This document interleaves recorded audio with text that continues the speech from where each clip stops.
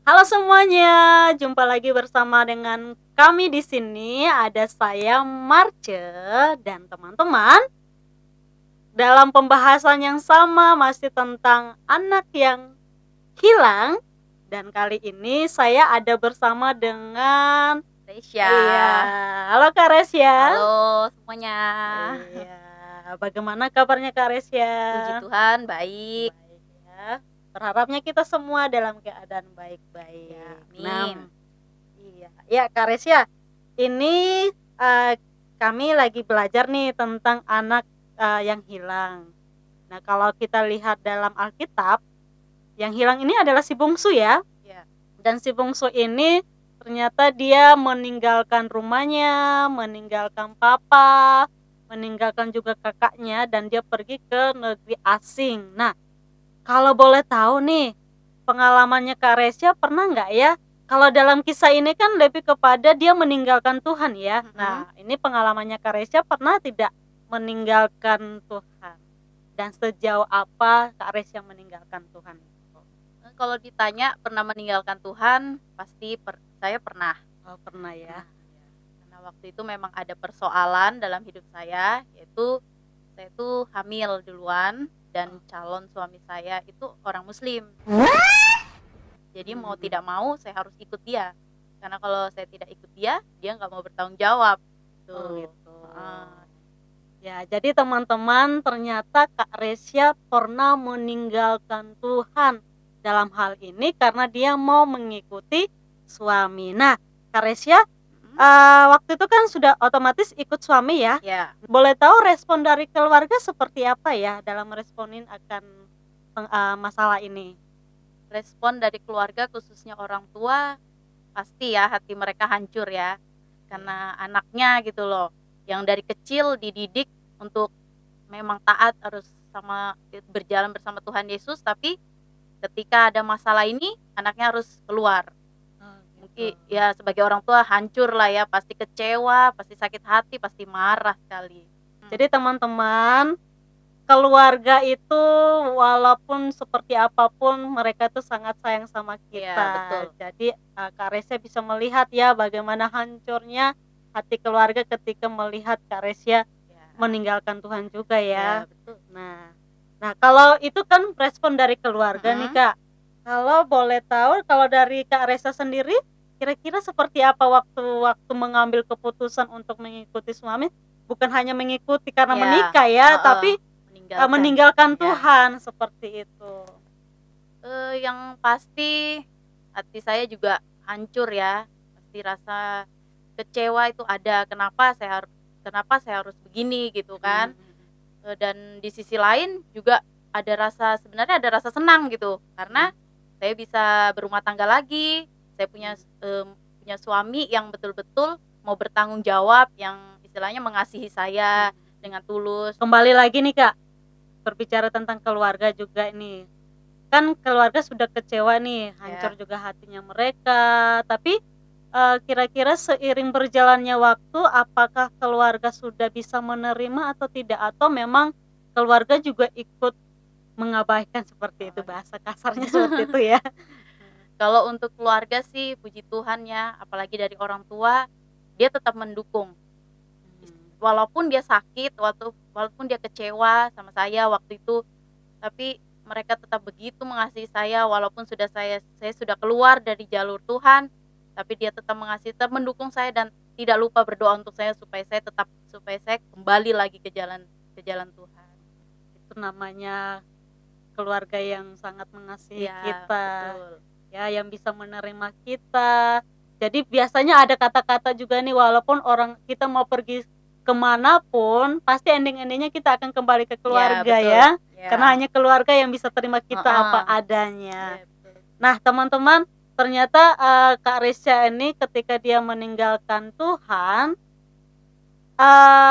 tentunya perasaannya sangat kecewa dan hancur.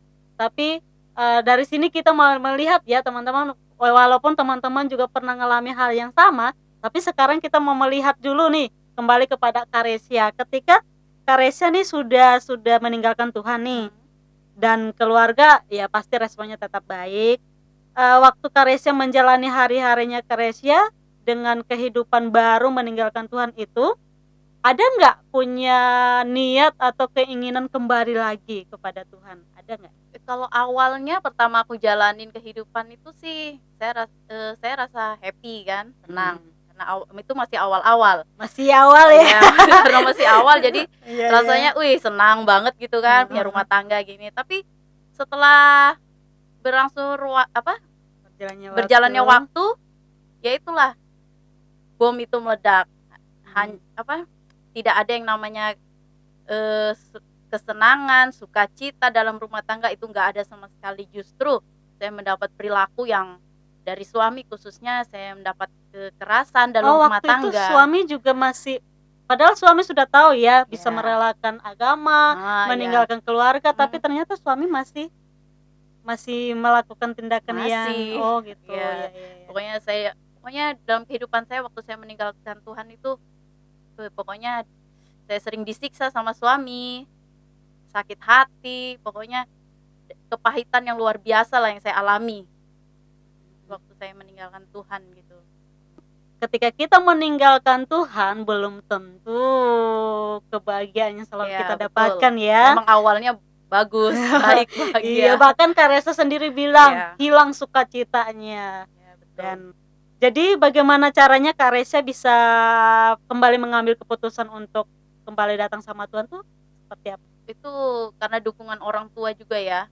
Dia berdoa setiap hari buat saya supaya saya balik lagi, dan berdoa juga buat suami, kalau bisa suami juga ikut dengan saya. Gitu. Di situ orang tua berdoa buat saya. Dan pernah suatu saat saya ke rumah orang tua tuh bilang gini, kamu bawa hidupmu kemana, dia bilang.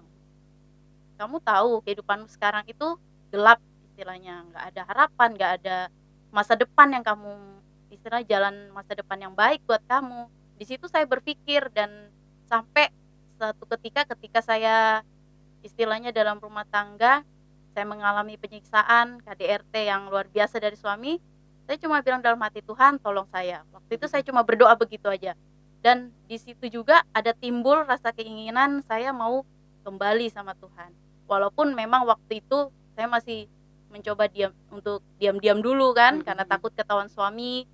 Kadang sering juga saya tuh ke tempat orang tua hari Minggu, izin sama suami mau ke tempat mama dulu. Pagi tuh saya sudah berangkat pakai baju biasa. Nanti sampai rumah orang tua saya ganti baju, saya pergi ke gereja setiap hari Minggu. Pernah seperti itu Pernah, ya. setiap hari Minggu pokoknya. Karena saya memang pernah dengar seperti itu, tapi sama orang lain. Ternyata Kak Resa juga sama ya. Saya juga pernah begitu. Jadi setiap hari Minggu saya lakukan itu, izin sama dia ke rumah orang tua. Nanti sampai sana ya ganti baju pergi ke gereja gitu. Sampai akhirnya dia pun tahu kalau saya memang punya hati mau kembali lagi. Pernah nggak ketahuan banget ternyata Kak Resya itu pergi ke gereja Pernah. sama suami? Terus bagaimana respon suami? Responnya dia sih waktu itu dia cuma diam aja sih. Diam. Dia cuma diam aja. Saya nggak tahu diamnya itu karena apa, tapi dia cuma diam aja. Pernah takut nggak?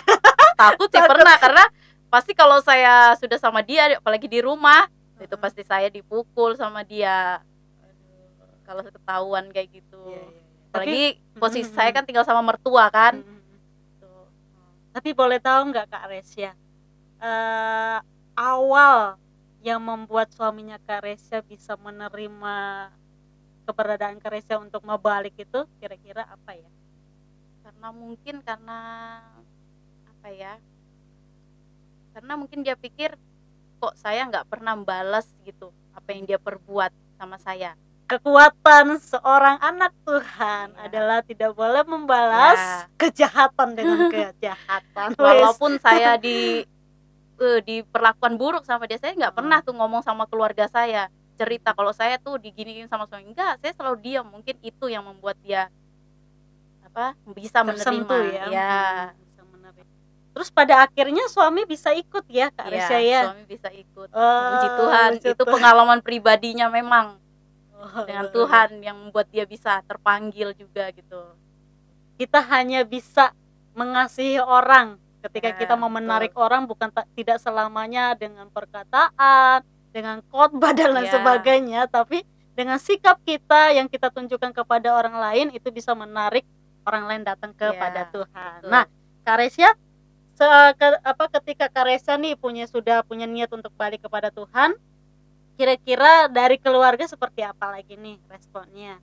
Apakah mereka menyambut baik lagi atau mereka justru tidak percaya dengan keadaan tersebut? Respon mereka ya pasti menyambut dengan sangat baik. Mereka sukacita kan menyambut anak saya yang dulunya sudah hilang kembali lagi. Gitu aja. Tapi responnya balik lagi ke mertua, responnya mertua. Oh iya, Ya, betul. ya mereka ya awal-awalnya sih mereka nggak nerima gitu kan. Sudah masuk, ini keluar lagi. Awalnya mereka marah, kecewa. Tapi dengan berjalannya waktu mereka bisa menerima. Nah, Kak Resya, tadi kan sempat disinggung nih tentang bagaimana ternyata suami juga ngikut ya, Ya. ngikut ke agamanya Kak Resya ya. Heeh. Ini yang duluan kembali kepada Tuhan ini apa Kak Resya dulu atau suami dulu atau seperti apa ya? Boleh dicerita, Kak? Saya dulu waktu itu. Oh, Kak Resya Saya dulu selang berapa tahun saya Oh, kembali. tahun juga ya? Tahun juga, nggak Oh, lama. ternyata 5 tahun itu. Wow, 5 tahun 5 suami saya. tahun. Oke. 5 tahun. Setelah itu dia mengalami Tuhan secara pribadi. Dia waktu itu sempet kayak sakit, sakit tuh sampai kayak mau mati dia bilang. gitu. Tapi tiba-tiba pas dia lagi tidur, itu nggak tahu ada suara yang ngomong sama dia gitu loh. Bahwa dia itu apa ya, Tuhan tuh nggak ngomong kamu harus ikut aku enggak, tapi Tuhan itu pokoknya menyentuh hatinya dia sampai dia itu mau gitu ikut dia. Sampai dia mengambil keputusan ya. Ya, gitu. Makanya kalau mau dengar ceritanya dia ceritanya sendiri karena memang dia sendiri yang bisa menceritakan gitu kan. betul, Itu karena betul. pengalaman pribadinya dia. Kalau dilihat dari ceritanya Kak Resya kan berarti Kak Resya ini ternyata masih disayang Tuhan ya. Iya, betul. Masih dikasih kesempatan kedua untuk ya kembali dekat lagi sama Tuhan. Ya. Nah, dengan kesempatan kedua yang Tuhan kasih ini kira-kira Kak Resya mau buat bagaimana keadaannya? Mau dipergunakan seperti apa? Pastinya sih mau digunakan sebaik-baiknya ya. Apalagi saat ini kan saya diberi kesempatan untuk melayani di gereja sebagai pelayan Tuhan. Kadang itu jujur aja ya Kak, kadang tuh saya merasa malu juga gitu loh. Saya bilang kayak gini, Tuhan sebenarnya saya ini enggak layak gitu kan. Tuhan tahu siapa saya dulu. Kehidupan saya itu hancur, kehidupan saya itu rusak, kehidupan saya itu sampah. Saya bilang kayak gitu. Tapi kenapa Tuhan melayakkan saya untuk saya bisa melayani Tuhan, beri kesempatan saya gitu.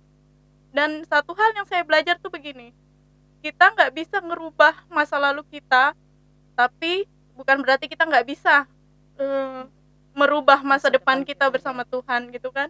Dan saat ini yang saya sedang kerjakan adalah saya sedang menjalani kehidupan saya bersama Tuhan dengan penuh harapan dan kepercayaan sama Tuhan gitu. Walaupun kita pernah berada di luar jalannya Tuhan, tapi kita mau datang sama Tuhan karena kesempatan itu masih Tuhan kasih. Nah, ketika Tuhan sudah kasih kesempatan, kita mau pergunakan kesempatan itu dengan baik ya. Kak Resya sudah menceritakan ya bagaimana Kak Resya itu meninggalkan Tuhan dan hidupnya dia tidak tenang ya. Ini kesaksian hidup ya teman-teman, bagaimana ketika kita jangan coba-coba meninggalkan Tuhan karena betul. ketika kita meninggalkan Tuhan itu belum tentu hidup kita aman-aman saja. Saya percaya kita semua diberkati ya dengan kesaksiannya Kak Resya. Wah, Kak Resya makasih banyak untuk kesempatannya dan juga kesaksiannya. Sama-sama. Kita sama-sama berjuang. Ya, betul. Berjuang mempergunakan kesempatan yang masih Tuhan kasih. Betul itu. Hidup ini adalah kesempatan, karena itu pergunakanlah dengan baik. Oke, bye-bye.